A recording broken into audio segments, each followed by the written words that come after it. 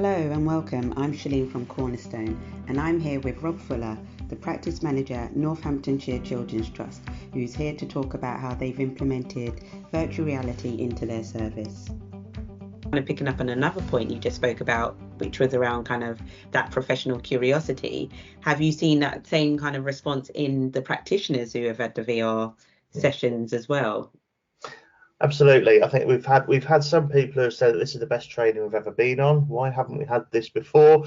You know, people who have attended accreditation have been blown away by the content. It is something completely different. And I think what it's done for a lot of people is reinvigorated their passion and their role as well. Just as I said before, that we could use it to, almost reset a foster carer. I think it resets a lot of supervising social workers' minds as well. It certainly has with our guys in recruitment. With the use of VR, we've obviously changed our assessment forms. We've put things in about voice of the child. We've put things in around the learning specifically from virtual reality, because it creates huge amounts of evidence. And similarly for supervising social workers as well, it certainly brought back actually why foster carers do the job. I think sometimes we can all get bogged down in processes, policies, procedures. Whilst they're all important, they're not just important, they're crucial. But what we've got to be aware of is that at all times we're doing this for the child. And I think where virtual reality has been used to support placements, it's very much been a big reset button for carers and for supervising social workers who have gone through some of that journey, that reflective journey with the carers over a period of time. Could be a few minutes, could be a few sessions, but they've both been on that learning journey, and they've both been critically reflective about each other's roles, but also about their own role as well. If I had to sum it up, it's been a catalyst to make people think and see the bigger picture.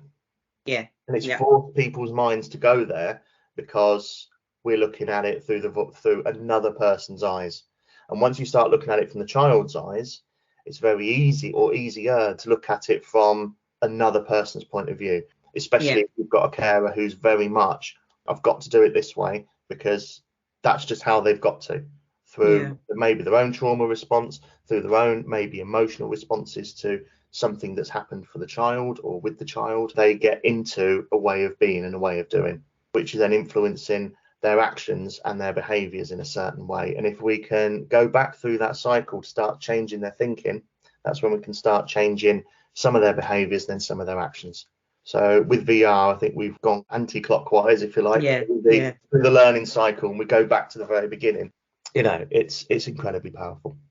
Like I say, we can use case studies. We've used case studies in training before. Everyone's been on a training course where you've got a case study. Everyone just says, well, I think we could do this, but we don't know A, B, C, or X, Y. I was just about to say, they're asking for all the missing gaps, all the pieces, aren't they? Absolutely. There's always someone who says, well, I'd go back to the social worker. I'd go back to Matt. I would go and do this. Well, I'd speak to parents. Well, okay, right. That's fine.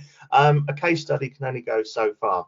With VR, as you watch the three young people's journey unfold, there's a lot going on, and it raises a lot for you as a social worker as well, or a practitioner, because it really makes you think, okay, fine, I'm an adult, I'm viewing this as a child, but actually I'm getting adult feelings here of anger, disbelief, fear. I'm feeling what the child's feeling, as well as adult emotions on top. But you know what, as a social worker, I would probably go into that house, but then walk out again. And this is what you're seeing when you're not there.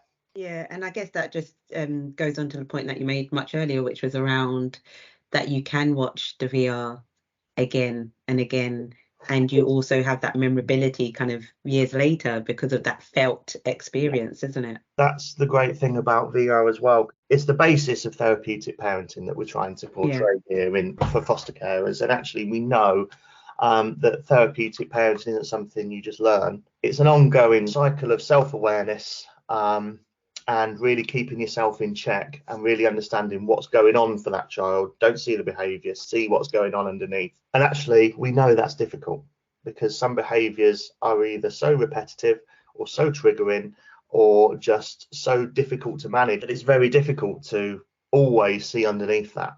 And virtual reality is something that you can go back to again and again. Sometimes you can just say, let's think about Carnaby Street. Yeah, yeah. Let's think of Inutero. Let's think about when Joe's in school on his phone. And actually, people are right there. People are right back there, aren't they? People are right back there. And because you know the content, they know the content, you've got a shared starting point. Yeah. Fantastic. And so can you just give me anything that pops to mind where you think actually that was a good piece of work where the VR was kind of central to that? Yeah, there's always one that springs to mind. So this is with an approved foster carer. The carer was really struggling with a certain behaviour from the child. The child was basically ignoring medical advice. Okay. And not taking medication when they should be. And despite all of the input from, medical teams, supervising social worker, child social worker and everything else, the foster carer was just adamant that they could not deal with this anymore. So much so that we were concerned about how safe the placement was and how well it was meeting the child's needs. So we were looking at two things really. First of all, we were looking at, okay, this child should move on and move to a placement that is more suited to their needs, because we don't think the carer can manage this anymore. We were also looking at, should this carer even remain a foster carer for us? We were at that fork in the road. Everyone's future was in doubt. question. Yeah, of course. Yeah.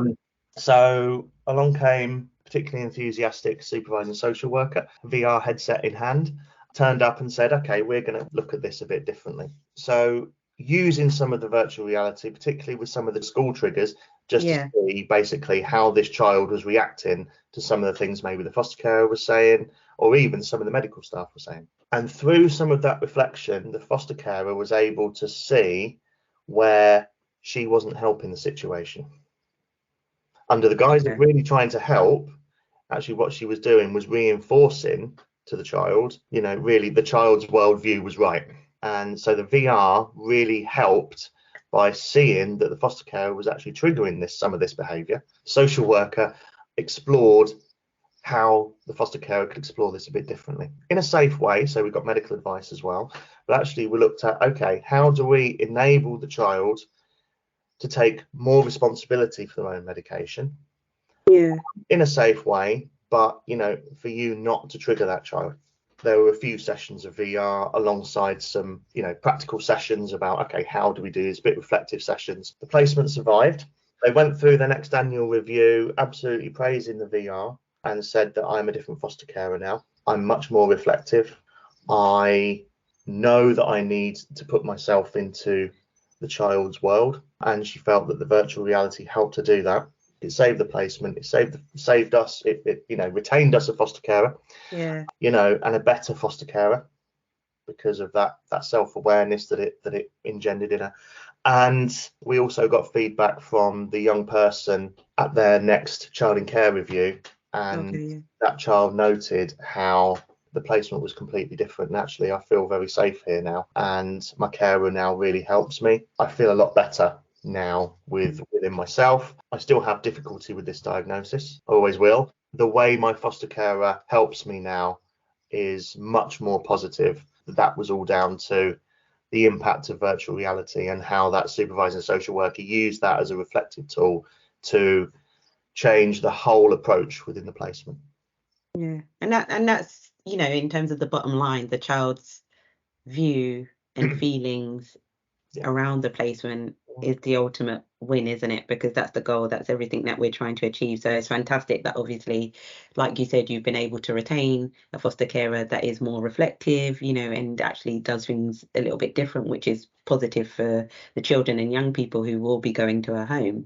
Absolutely. I could only describe it as a catalyst for positive change. It starts off a process of reflection and self-awareness and learning that is very, very difficult to achieve by any other method.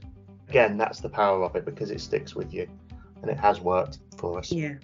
Oh, well, thank you, Rob. I think that seems to be a poignant kind of part to end on, just in terms of just the powerful nature of the VR. So we do thank you for obviously joining us and talking to us today about your use of VR.